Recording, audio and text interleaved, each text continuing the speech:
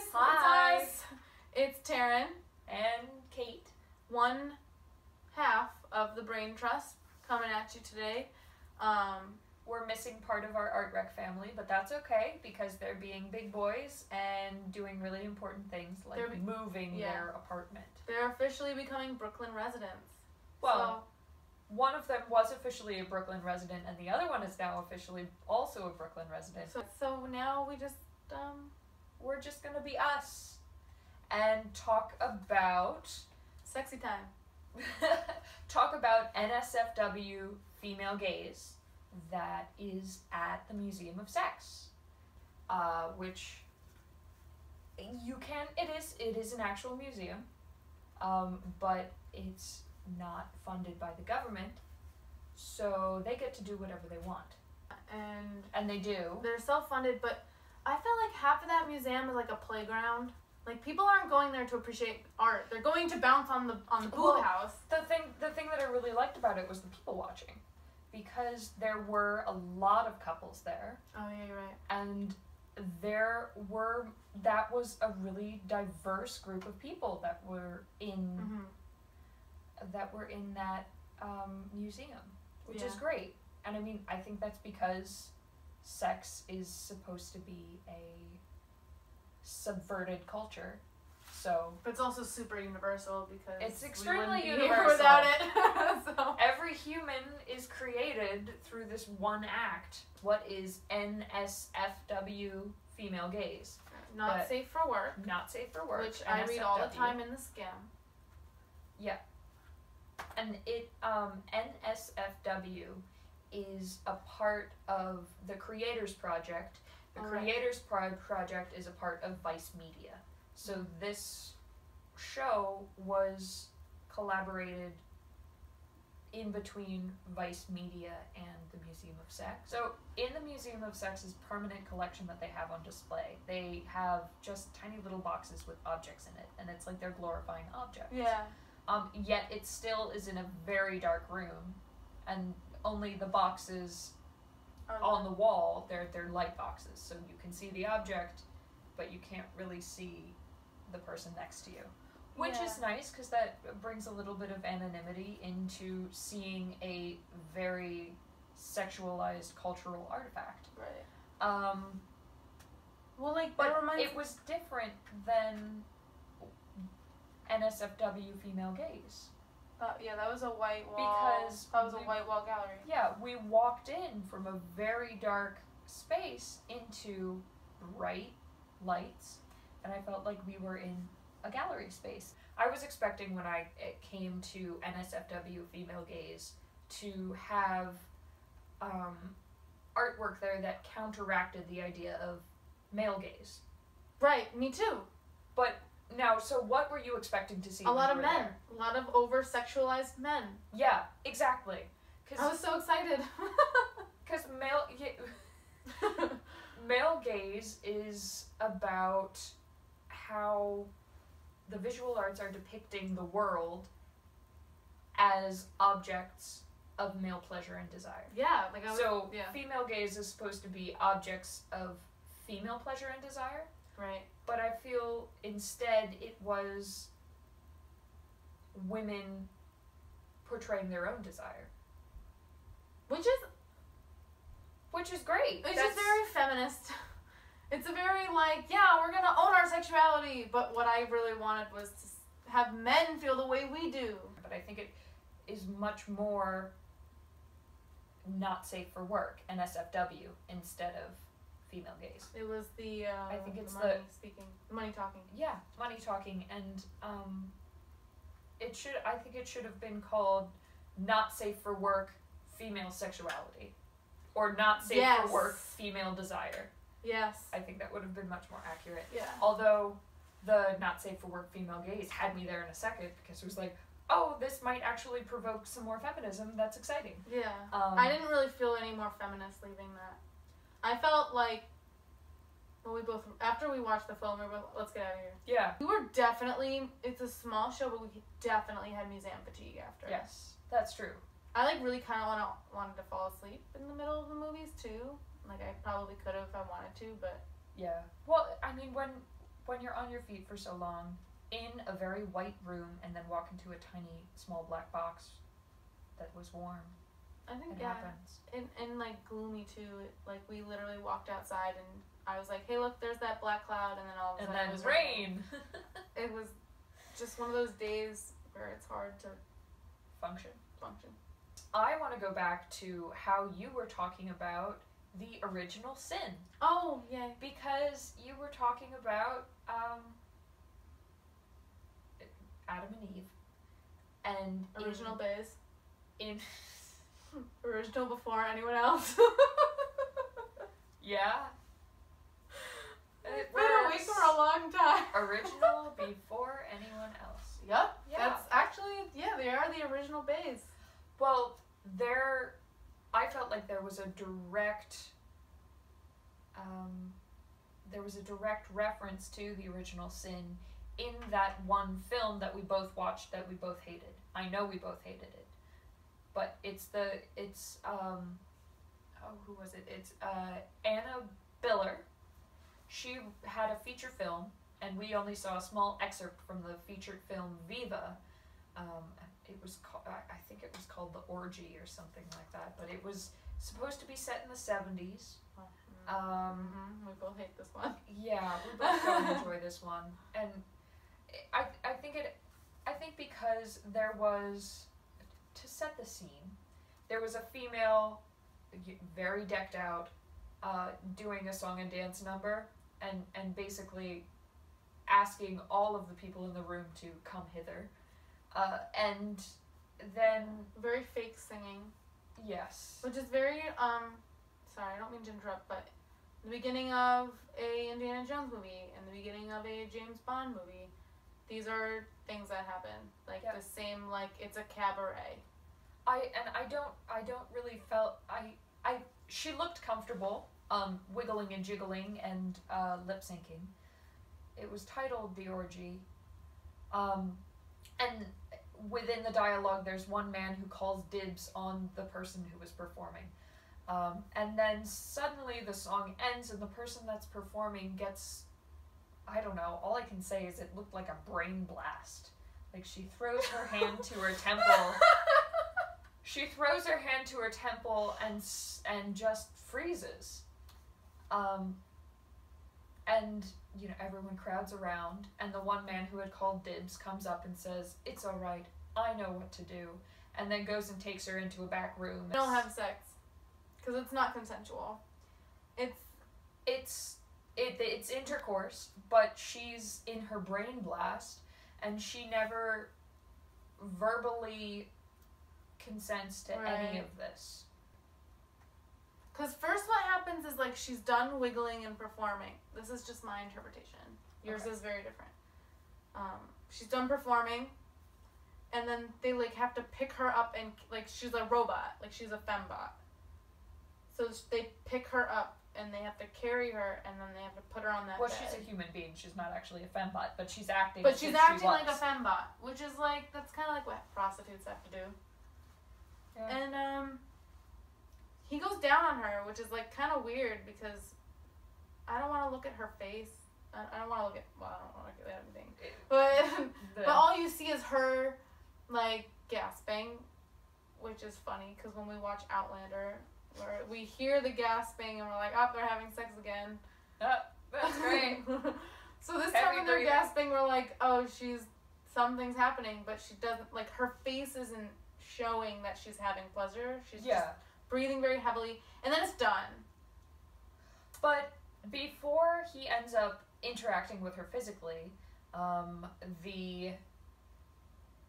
there's on the nightstand, it's probably a side table, but there's a stack of bright red apples. Yeah. And that's why I wanted to talk about Original Sin. Yeah, I see it because there's a stack of bright red apples, and the male reaches out, grabs an apple, takes a bite of it, and puts it back. And that's when I just started to get upset. No, you literally made a comment. Yeah. You were like, I don't know what it was, but you were like, God, here we go again. Or it was something with that kind of, like... And then he starts physically engaging with a woman who looks like she's a statue. She's mentally absent. Yes. And that's when worrisome. you are mentally absent in any way, you cannot consent. It's. I think you should just say say it's rape. Yeah. It's rape. I don't enjoy it because I feel it's a rape scene. And which the thing that I was amazed at is Anna Biller is a extremely feminist filmmaker.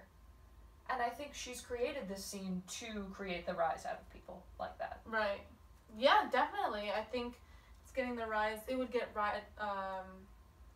the rise of anger. Yeah. Just angry from everybody being like, I don't want to be treated that way.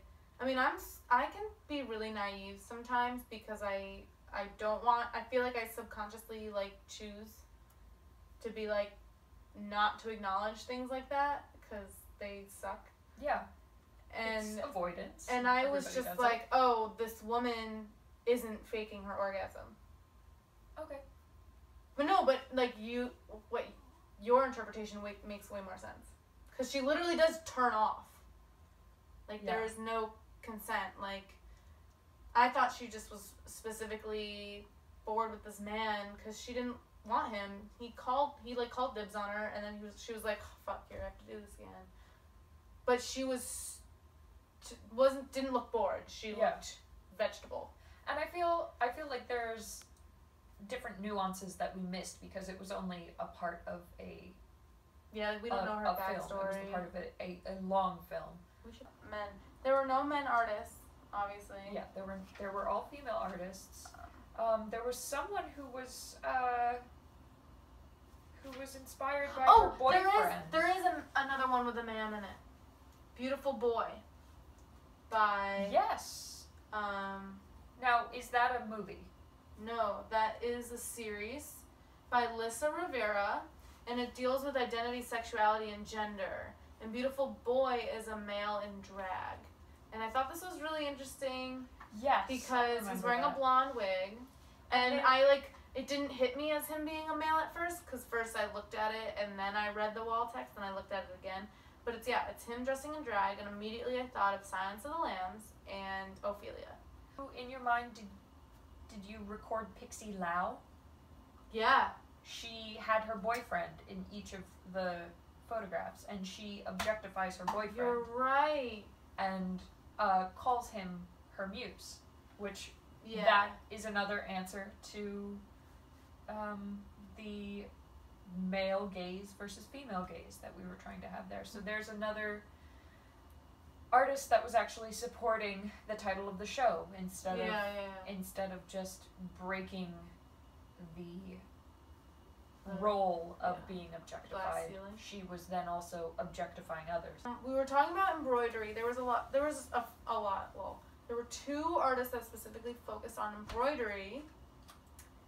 So that was Sophia Narrett and Erin M. Riley. Mm-hmm. Erin M. Riley did a lot of wool work, while Sophia Narrett did a lot of embroidery floss. It was embroidery, but it was self-taught, so... Well, Erin's was. No, Erin's wasn't. It was the one that, remember, you were like, Degas. Yeah, Sophia was the one who did self-taught. But she used to be a painter. And so she calls it painting with thread. Because it's like very non-traditional embroidery. It's not style, but like... It's kind of like how instead of like traditional watercolor, I kind of just like splatted on it. Yeah, well, she doesn't have the normal stitches that you would see in traditional embroidery. But I feel like that's also a way of reclaiming the artwork. Right. Because as the other one was talking about what Erin was saying. Yeah. Erin's wall text specifically said that she used her weaving or embroidery of the wool because it is women's work, which is annoying that we're still confined to that little box. Well, the box of craft, of creating something as a craft or as a leisure activity instead of creating something to be used and that is useful. Yeah. Okay. And But the fact that their subject matter is so sexualized, I think for Erin, it was specifically, she had like a piece that was before masturbating and then a piece that was like after. And it wasn't of a person, it was of like objects around her. So she had like a butt plug and like batteries, condoms, and then the after was like, just like nail polish remover and like stuff. But Sophia did a different kind of narration of which I didn't always understand what she was going for. She had 3 pieces up there. I didn't understand exactly what she was trying to say in all of them, but in her 3rd piece, she has her 3rd piece is called "We Whispered and They Tried Things On," which is interesting, but I didn't really take anything from her piece. No, I just like the colors. I just like the colors. I enjoyed the colors, and I also thought a lot about how it looked like they were ballerinas, like Degas very ballerinas, Degas, and very voyeuristic, looking in from afar at what was going on. Wasn't the ballerina bending over, and so her tutu was like straight up, and the guy was looking into her butt? I mean, Degas is known for his the fact that scary little he's underneath peep show drawings that he did in a brothel. So that's he's great. So there's a lot of Degas in there. So I thought I saw the Degas reference and got excited. Well, Degas isn't great because of his subject matter. He's great because of his style. Yes, and I just like it because his, more sexualized subject matters were hidden for so many years, and now they're finally like, oh, look at all these are look at this a little freebies. This drawn through a keyhole. No, but we have a mutual person who's now a subscriber to our... Oh, yeah! Shout out to our first actual blog. Subscriber. Mackenzie Chapman, who is also a embroiderist. Yeah. I think I can pass that off as an actual word, embroiderist. So, totally a word. Mackenzie has a Etsy called Stitch Island Craft, and she's exciting because she's one of the many people who are taking craft work and making it into an art form and not subjugating craft as a woman's work, but craft as a form of expression, which it has always been. Yeah. I saw one on the back pockets of the jeans that said Fast and Furious, and I thought that was really clever. So, Kenzie, shout out. Thanks for following. Everybody visit her site and order her things. Also, or make things for her. And follow her Instagram at Stitch_Island. Yeah, I think if you just search that, you'll find her. She's cool. She's in New Haven. It's like pizza capital of Connecticut. So she's in the right place. I'm from Connecticut, I'm allowed to say that. And, although there were a lot of very important issues, I think it could have been larger and easier for people to see to have a better effect on the public. Okay. I can definitely make an argument that they should change the title of their show. Yeah. Anyway, thanks for sharing this with us, guys. We're so glad that we're finally, sharing our opinions with you. And if you guys have anything you guys want to share, subscribe to our vlog, or if there's any shows you want to see in the future, or if you're an artist and want to be featured on the show, we'd love to have you. Just send us a message. You can go on our page or write on our Facebook. And subscribe to our YouTube channel. Just help us spread the word and show your friends, show your artist friends, and we'll talk to you next time.